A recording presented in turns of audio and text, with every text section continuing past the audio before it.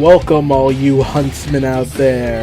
I'm Duuz-Diz-Din and I am super late for this review.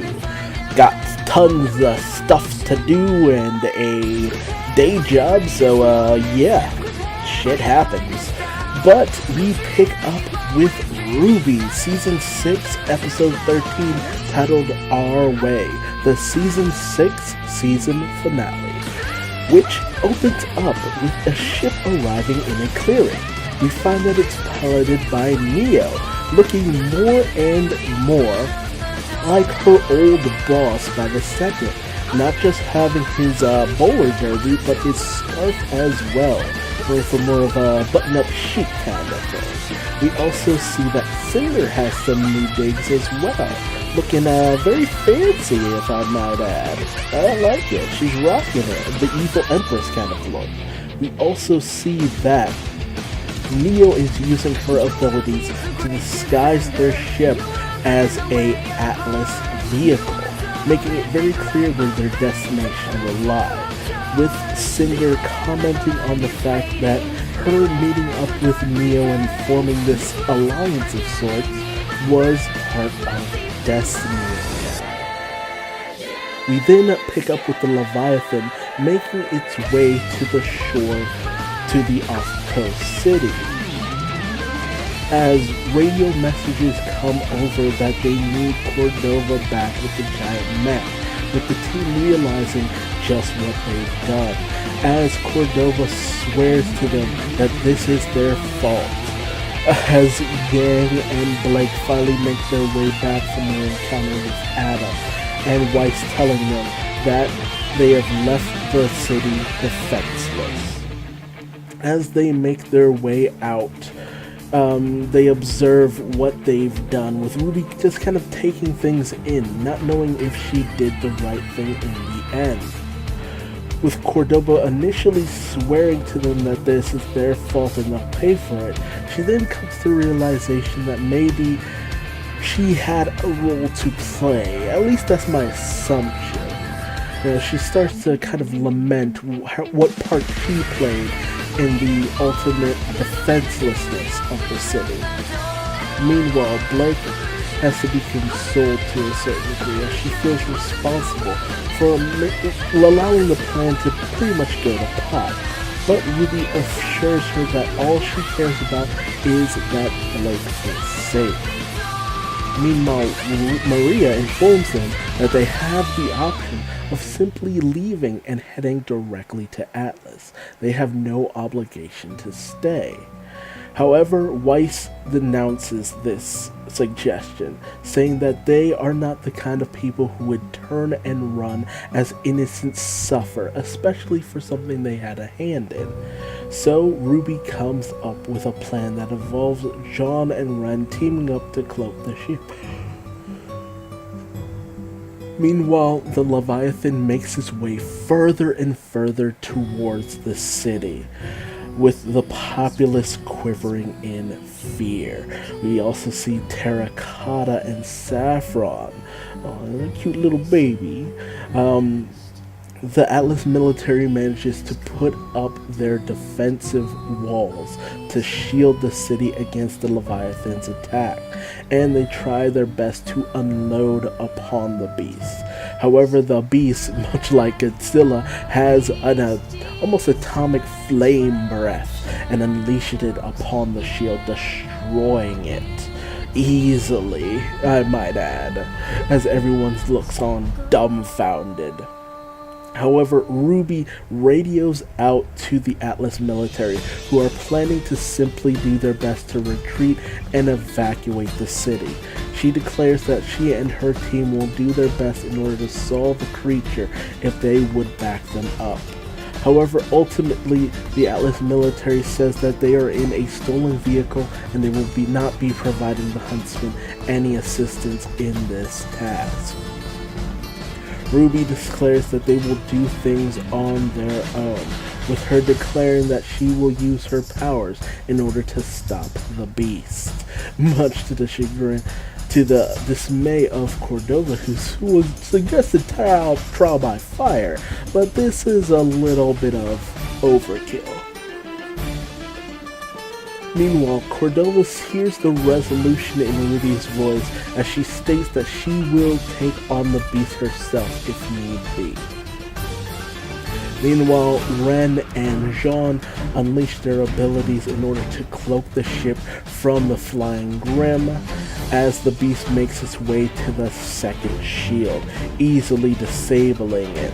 Unfortunately, making it so that the team is unable to get in close enough as the beast begins to cause destruction to the town. Also, Ren and Jean are unable to keep the ship cloaked, with RWBY deciding on one last plan, as Yang and Nora unleash on the beast to distract it and, just fly around it.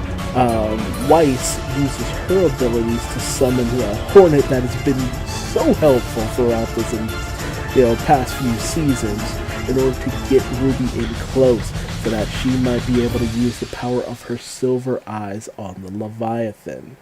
RWBY takes a moment to concentrate, thinking about all the people she loves and cares for. And I love this little flashback stuff. I love seeing young little Yang. It's like, oh my god, she's super adorable. The times from the first season with the arrival of Zwei, little moments like that. The food fight, the food fight scene was amazing. The ramen, Penny, of course. Unfortunately, this train of thought starts to lead her into a few situations. Though while it's still light moments, thinking of all the friends that have come her way, she starts to dwell on the friends who have been lost over time. The sadness and grief that the people who have lost those people are also going through. And it starts to disrupt her train of thought. The fall of Beacon, the injuries that Yang and Blake suffered, the despair that Yang slipped into, and the loss of Farah. Pyrrha in the end. The loss of Penny. Just all of this just snaps RWBY out of her concentration as she realizes that the Leviathan is bearing down on her. And only too late does she realize that it's sensing the lamp. And as the Leviathan gets ready to consume RWBY, she calls upon Jin in order to give her a moment of time to think as she apologizes to Jin. But while Jin says that she will only allow this moment but once, the next time she summons her, it will have to come with a question.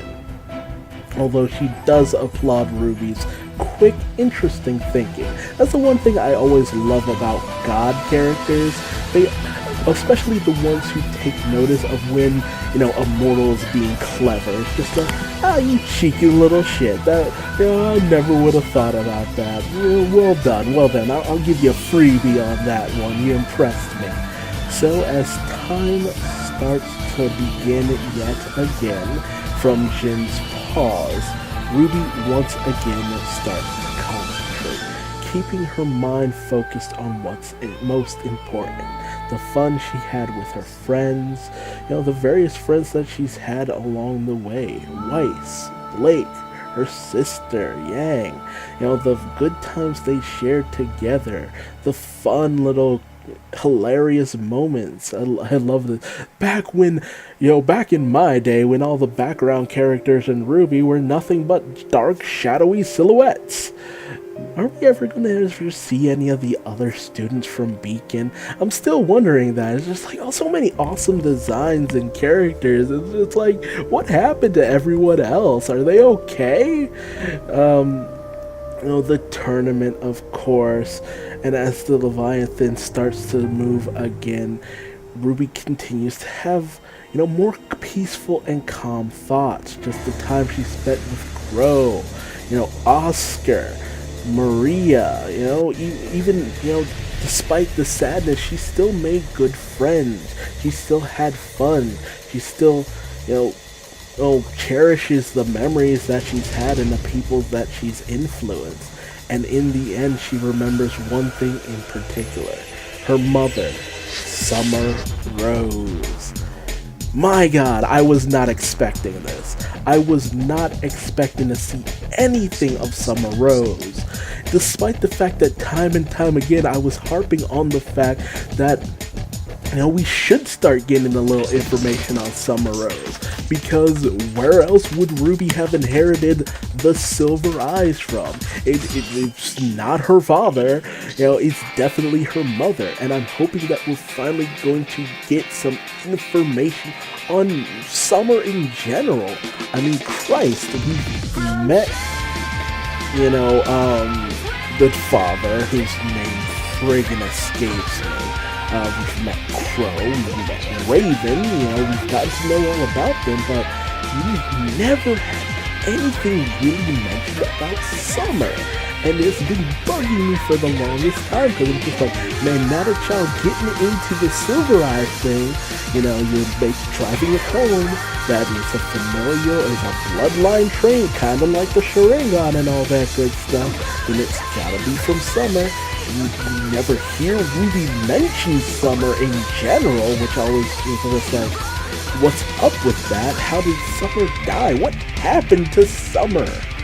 100 Days of Summer.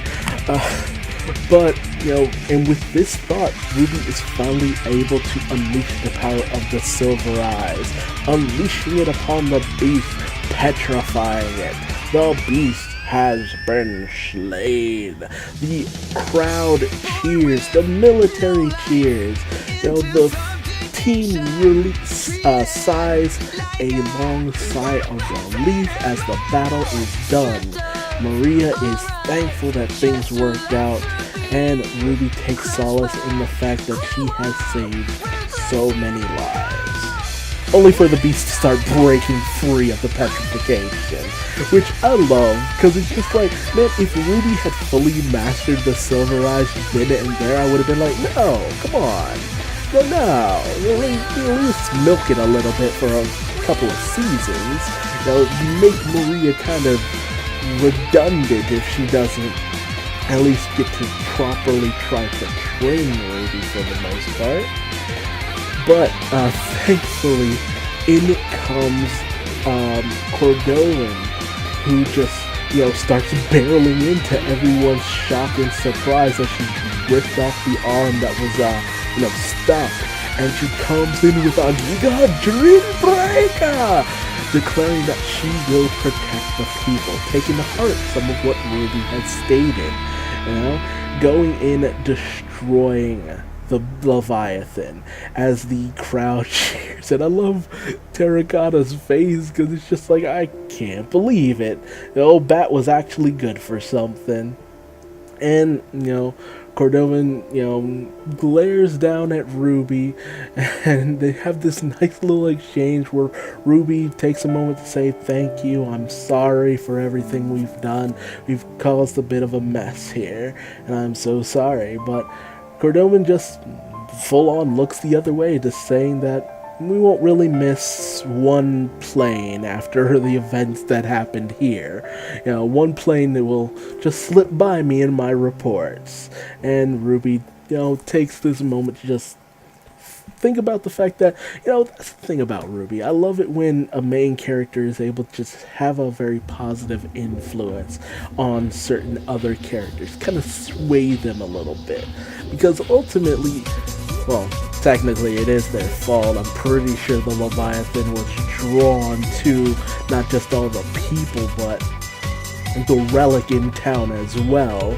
But, this is what the whole Atlas being here is all about, protecting the people from attacks like this. The fact that they have this giant-ass mech kind of tells you that this isn't the first time a creature like this has come in barreling towards the city. So, it's not entirely their fault. This is something that the Atlas military seems to be used to in terms of this city. So, RWBY actually managed to have a positive influence on Cordovan. She goes barreling off to assist her troops to take down the rest of the Flying Grim.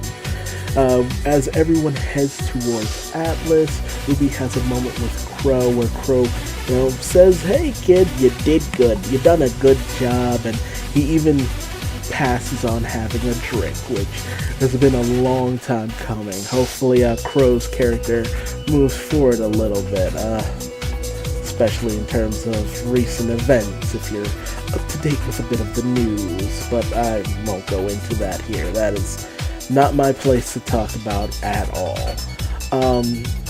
But we also have this sweet little moment between Crow and Maria where she, just kind of praises Crow for just being there for the kids when they needed him to be there.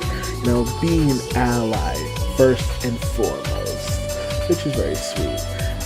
Weiss laments the fact that she wasn't able to be there for Blake when she really needed it, but, Blake ultimately says that Yang was there, and Yang says they were there for each other, which Nora seconds the motion as, this is what a lot of the events have really been about, just, everyone being there for each other, helping them move forward from the past, especially as they look towards RWBY, who has just been a very guiding light in terms of, past few seasons, honestly.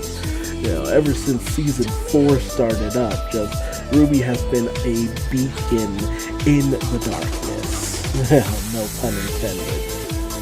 Although RWBY praises Oscar for safely managing to land the ship, allowing them to have the ability to fly off to Atlas. But Oscar does not take full credit on this, as he was given some assistance, more of some guidance from Ozpin in the last few seconds to help him safely land things, showing that Ozpin is at least just looking over them for the most part, seeing what they do from here on out. But this is interrupted by Crow telling everyone that they're finally making their approach to Atlas, and as everyone looks out, they see the city floating in the sky and the lower city below. It's pretty cool. I will not lie, it's very Angel Island reminiscent, but just because I'm a Sonic fan, that's why that immediately jumps out to me, but this is gorgeous. But I feel like we're about to learn about some classism, as we have the people all up in the higher clouds and all that good stuff, and then we have what very well looks like it could be a slum, or all up in the dust mines and all that good stuff. So we might get into some good old fashioned classism, boys and girls.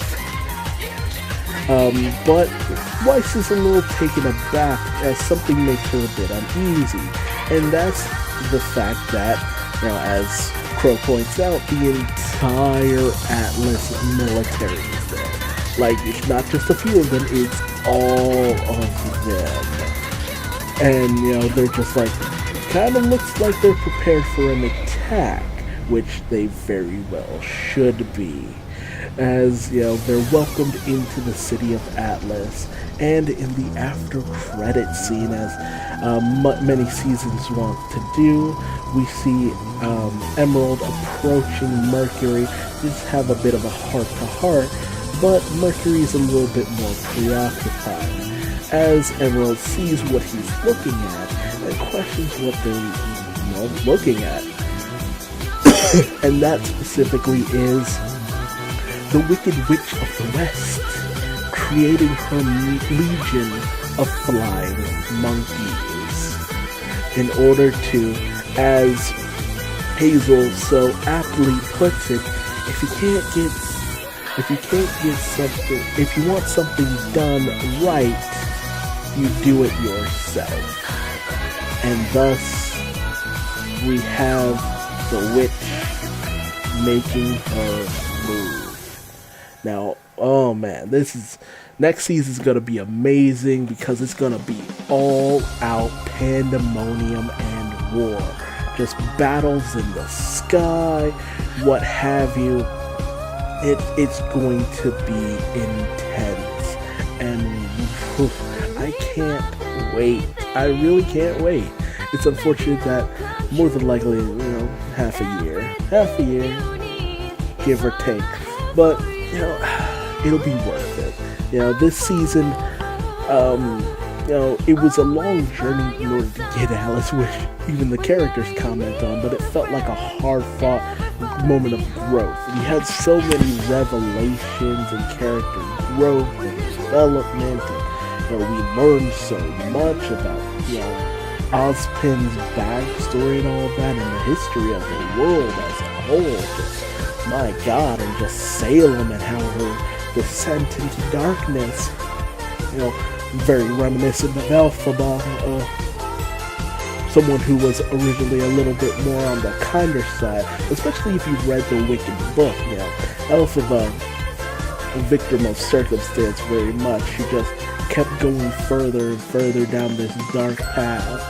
It's one thing to be tenacious and have something you care about, but when that kind of goes awry or in the wrong direction, bad things can tend to happen. But man, Salem has had so much development and character added to her, with the main characters never once running across her. But I feel like if they even were to, it would lead to devastating consequences. But it makes me wonder, what role is, everyone's gonna take once they arrive in Atlas. Weiss doesn't want to be there. She'll have to contend and put up with her father and her sister and her little dick of a brother and all that good stuff. Definitely gonna have some classes, and I feel it in my bones. I feel like we're leading up to it. That cityscape speaks a million words, and just looking at it just feels like Boss Sing Say, where it's just like you have the people on one level on the ground, and then you have the people of the inner circle who are up in the sky just literally looking down on the rest of everyone else.